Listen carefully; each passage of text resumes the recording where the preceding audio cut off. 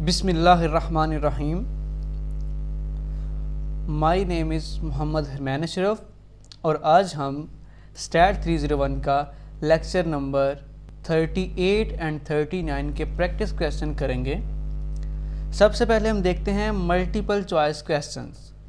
सबसे पहला हमारे पास क्वेश्चन है, if a significance level of 5% is used rather than 1%। अब कह रहा है अगर सिग्निफिकेंस लेवल जो हमारे पास है वो 5% हो 1% से ज़्यादा, द नल हाइपोथेसिस इज़, तो हमारे पास नल हाइपोथेसिस के ज़्यादा चांसेस हैं कि वो हमारे पास रिजेक्ट हो जाएगा। ठीक है, तो यह more likely to be rejected. Next है हमारे पास, in hypothesis testing suppose the critical value is z mod greater than 1.69, this value show that the applied test is। अब स्टूडेंट्स अगर हमारे पास जस्ट लेस देन और ग्रेटर देन का sign आ जाए तो वो तो हमारे पास होता है वन टेल्ड टेस्ट, लेकिन यहाँ पर हमारे पास मोड का साइन आ गया है जिसकी वजह से ये हमारे पास प्लस माइनस बन जाएगा, और यहाँ पर दो वैल्यूज होने की वजह से अब प्लस में भी है और माइनस में भी, तो ये दोनों तरफ से होगा, इसलिए ये नॉट इक्वल टू की फॉर्म में आने की वजह से ये टू टेल्ड टेस्ट यहाँ पर अप्लाई होगा। ठीक है, अब नेक्स्ट हमारे पास है the term 1 minus beta is called. तो स्टूडेंट्स जब हमारे पास 1 माइनस अल्फ़ा होता है उसको तो हम क्रिटिकल रीजन कहते हैं, लेकिन 1 माइनस जो बीटा होगा उसको हम पावर ऑफ द टेस्ट कहेंगे। हमारे पास जो क्वेश्चन नंबर 4 है वो है, we can apply T distribution to test the hypothesis when. हम तब ही टी डिस्ट्रीब्यूशन टू टेस्ट पर अप्लाई करेंगे जब हमारे पास पॉपुलेशन वेरिएंस इज़ अननोन, जब हमारे पास पॉपुलेशन वेरिए वो हमें पता ना हो और सैम्पल साइज भी हमारे पास छोटा हो, तभी हम अप्लाई करेंगे T distribution to test the hypothesis. Question number 5 जो हमारे पास है, जो हमारा लास्ट मल्टीपल चॉइस क्वेश्चन है, वो हमारे पास है, the t distribution can never become narrower than. हमारे पास टी डिस्ट्रीब्यूशन कभी भी नैरोर नहीं हो सकती, किससे? स्टैंडर्ड नॉर्मल डिस्ट्रीब्यूशन से। ठीक है स्टूडेंट, अब चलते हैं हमारे न्यूमेरिकल क्वेश्चंस के ऊपर। तो हमारा जो पहला क्वेश्चन है न्यूमेरिकली वो है, if n is equal to 10 and alpha is equal to 0.05 then find the value of tail. हमने टेल फाइंड करना, और टेल हमारे पास अल्फ़ा ओवर 2 होता है स्टूडेंट्स। ठीक है, तो अल्फ़ा ओवर 2 बेसिकली हम वैसे ही करेंगे जैसे कि हम पहले करते रहे हैं, वो हम करते रहे हैं उसमें क्रिटिकल वैल्यू के लिए वो जी फाइंड करने के लिए।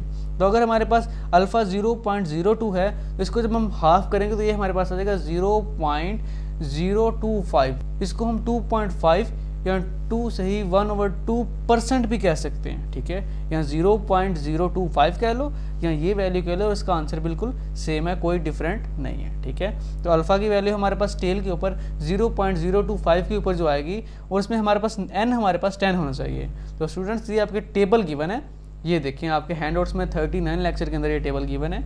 इसमें हमारे पास क्या है कि हमारे पास हमने जो n लेना है वो 10 लेना है। ठीक है, और हमारे पास जो पॉइंट लेना है वो 2.025 लेना है। तो इसकी वैल्यू 10 के ऊपर हमारे पास ये बनेगी, और ये वैल्यू हमारे पास क्या है, ये हमारे पास 2.2281 बन रही है। तो हमारे पास जो टेल का टेस्ट की जो वैल्यू हमने फाइंड करनी थी वो हमारे पास 2.228 है। और स्टूडेंट्स ये जो टेबल है ये आपको कैंपस वाले प्रोवाइड कर देंगे, अगर आपको नीड हो तो आप कैंपस वालों से कह के ये प्रोवाइड करवा सकते हैं ड्यूरिंग पेपर। ठीक है, हमारे पास ये v की वैल्यू अब यहाँ से फाइंड करनी, तो वो हमारे पास आएगी 10-1। हमारे पास जो n होगा उसमें से माइनस कर देंगे 1, तो 9 आ गया।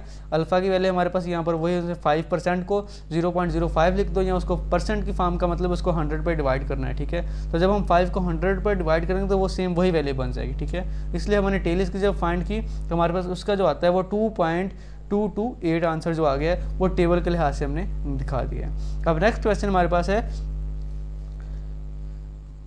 Calculate the polled proportion PC for the given data. हमारे पास दो सैंपल गिवन है, सैंपल 1 एंड सैंपल 2। सैंपल 1 में हमारे पास x1 हमारे पास है 20 और n1 हमारे पास 100 है।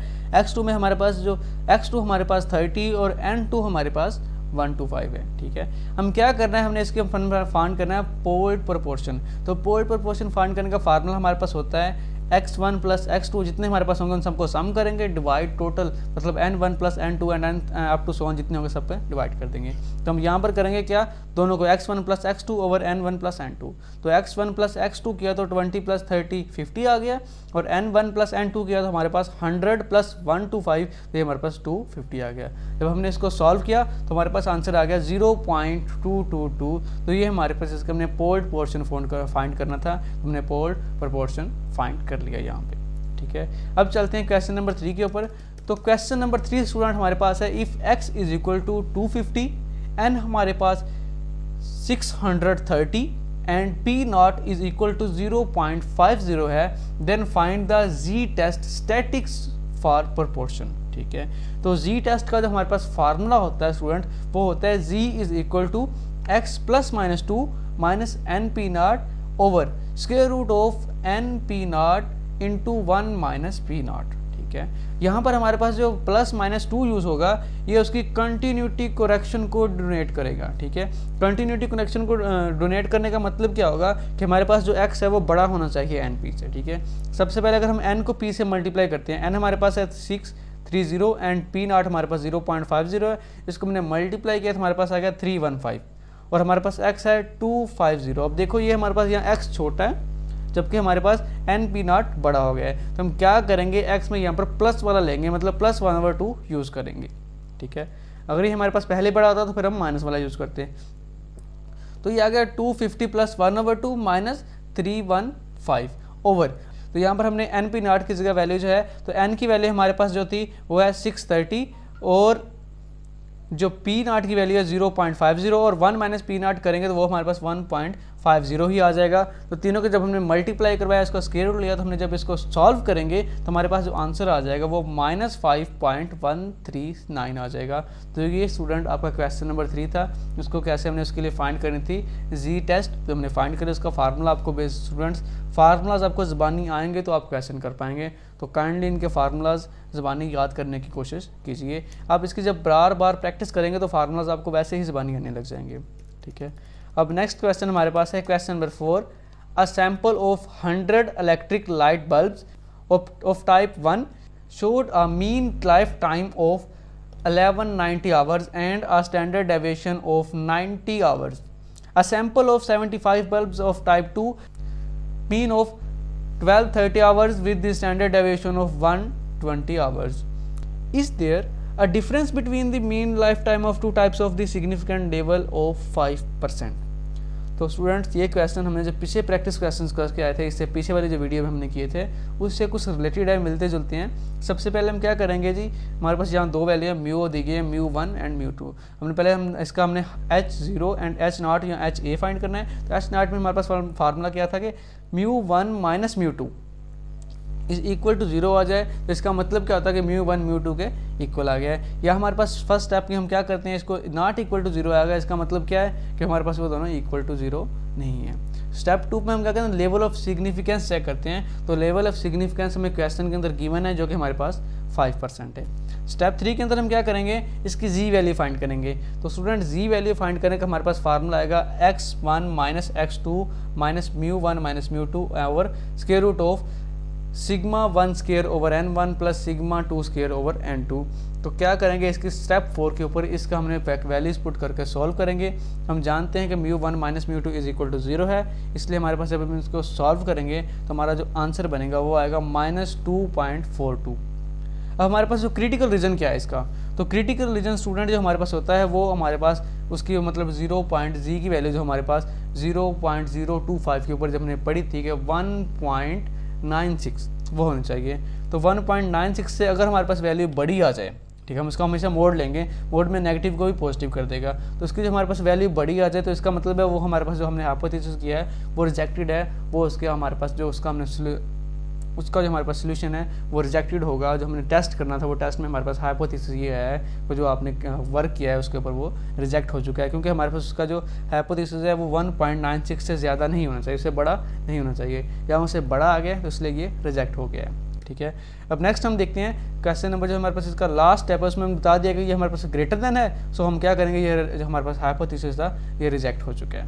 ठीक है, अब नेक्स्ट हम चलते हैं random samples of 200 bolts manufactured by machine A and 100 bolts manufactured by machine B showed 19 and 5 defective bolts respectively. Test of the hypothesis that machine B is performing better than machine A using a 0.05 level of significance. Student significance level 0.05 means 5% same ही बात है, ठीक है। हम use करेंगे same उसी तरह से हमने किया कि P1 टेस्ट स्टेप 1 वही सेम हो गया। उसके बाद हमने स्टेप 2 किया। स्टेप 2 के ऊपर जब हम गए तो हमारे पास आ गया लेवल ऑफ सिग्निफिकेंस। फिर हमने जी की वैल्यू फाइंड की। जी की वैल्यू हमने तमाम वैल्यूज पुट करके देखा तो पीसी फाइंड करने का फार्मूला हमारे पास x1 plus x2 over n1 plus n2 था। हमने सबसे पहले P1 और P2 की वैल्यू फाइंड की। मीन्स ये हमें सब वैल्यूज जी का फार्मूला पुट फाइंड करने के लिए हमें ये तमाम वैल्यूज चाहिए थी, ठीक है, P1 की, P2 की एंड PC की। तो हमने तमाम वैल्यूज़ को यहाँ पर पुट सॉल्व करने के लिए x1 ओवर n1 किया तो P1 की वैल्यू आ गई, फिर P2 की एंड इसी तरह PC की वैल्यू में दोनों का सम करके टोटल डिवाइड कर देंगे n1 प्लस n2 के ऊपर, तो हमारे पास तीनों के आंसर्स आ गए। अब हमने इसको जब सॉल्व कर लिया तो सॉल्व करने के बाद हम इस तमाम वैल्यूज़ को पुट करेंगे इस जी के फार्मूला के अंदर, ठीक है। तो नेक्स्ट हमारे पास क्या बन जाएगा, G is equal to values हमने पुट किए तमाम 0.905 minus 0.95 divided by square root of 0.921 plus 08 into 1 over 100 plus 1 over 200। तो हमने इसको जब सॉल्व किया, सॉल्व करने के बाद हमारा आंसर आ गया माइनस 1.35। अब स्टूडेंट देखा जाए तो अगर दूसरे लिहाज से देखा जाए तो माइनस 1.35 माइनस अगर हम इसको मोड लगा कर सॉल्व करें तो ये हमारे पास माइनस 1.96 से स्मॉलर वैल्यू आ गई। इसका मतलब ये रिजेक्ट नहीं होगी, इसके चांसेस हैं कि ये रिजेक्ट नहीं होगी बल्कि ये एक्सेप्ट हो जाएगा। तो इसका जब रिजेक्ट करने के लिए हमने सॉल्व किया तो ये हमने CAL is equal to alpha के लिहाज से इसको सॉल्व किया तो हमारे पास इसका आंसर बनता है 1-645 के लिहाज से देखा गया, क्योंकि नेगेटिव के लिहाज से नेगेटिव को देखा गया तो ये हमारे पास बन जाएगा -1। अब क्योंकि ये हमारे पास वैल्यू छोटी बन रही है इससे तो इसका मतलब ये रिजेक्ट नहीं होगा। तो लास्ट स्टेप जो 6 होगा वह कंक्लूजन निकल आया कि जी इज इक्वल टू हमारे पास दिस एंड ग्रेटर देन है, तो हमारे पास ये रिजेक्ट नहीं होगा। तो स्टूडेंट ये हमारे पास बेसिकली लॉन्ग क्वेश्चन आएगा आपका कि ये स्टेप मतलब 6 या 5 या 6 स्टेप होंगे, इसके अंदर अपने सब निकालने होंगे कंक्लूजन्स, ठीक है। उम्मीद करता हूँ आपको इस लेक्चर की समझ आ गई होगी। अगर आपको कोई चीज़ समझ ना आए तो आप कमेंट बॉक्स में पूछ सकते हैं या आप मेरे साथ व्हाट्सएप पे कॉन्टैक्ट कर सकते हैं। मेरा व्हाट्सएप ग्रुप का लिंक डिस्क्रिप्शन में दिया हुआ है। Thank you so much.